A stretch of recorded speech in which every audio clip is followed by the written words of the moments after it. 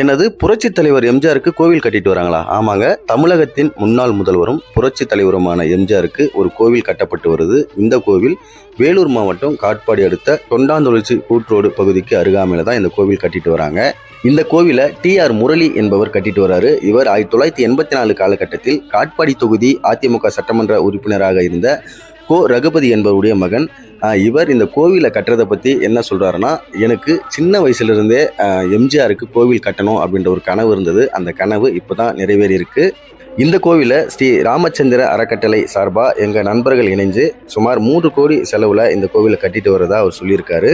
அது மட்டும் இல்லாமல் இந்த கோவில் உள்ள 5 அடி உயரத்துக்கு 50 ஆன எம்ஜிஆர் சிலையை வைக்க போகிறதாகவும் சொல்லியிருக்காரு.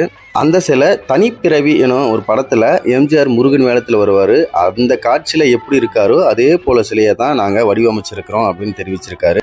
இந்த கோவிலை மும்மத அடையாளங்களோடு கட்டப்பட்டு இருப்பதாகவும், இந்த கோவிலுக்கு முன்பகுதியில் 3 மதத்திலும் எம்ஜிஆர் உள்ளது போன்ற சிலையை வைக்க போகிறதா அவர் சொல்லியிருக்காரு. இந்த கோவிலில் அனைத்து மதத்தினரும் இலவசமாக திருமணம் செஞ்சுக்கலாம் அப்படின்னு சொல்லியிருக்காங்க. இந்த கோவில் மார்ச் 8ஆம் தேதி கும்பாபிஷேகம் பண்ணி திறக்க போகிறதா சொல்லியிருக்கிறாங்க. இந்த கோவிலுக்கு அனைத்து மதத்தினரும் அனைத்து கட்சியினரும் பாகுபாடின்றி வந்து போகலாம் அப்படின்னு சொல்லியிருக்காங்க. அது மட்டும் இல்லாமல் எம்ஜிஆர் நடித்த சினிமா பாடல்களை தொகுத்து திருக்குறள் வடிவமைச்சு அதை 48 நாள் மண்டல பூஜைக்கு பிறகு வெளியிட போகிறதா அவங்க தெரிவிச்சிருக்காங்க. இதுபோல் மக்களுக்காக தன்னுடைய வாழ்க்கையை அர்ப்பணித்து வாழ்நாள் முழுவதும் மக்களுக்காக வாழ்ந்த ஒரு மனிதருக்கு கோவில் கட்டி கும்பாபிஷேகம் நடத்தி அந்த மனிதரை கடவுளாக வணங்கக்கூடிய ஒரு நெகிழ்ச்சியான சம்பவம் வேலூரில் அரங்கேறி இருக்கு.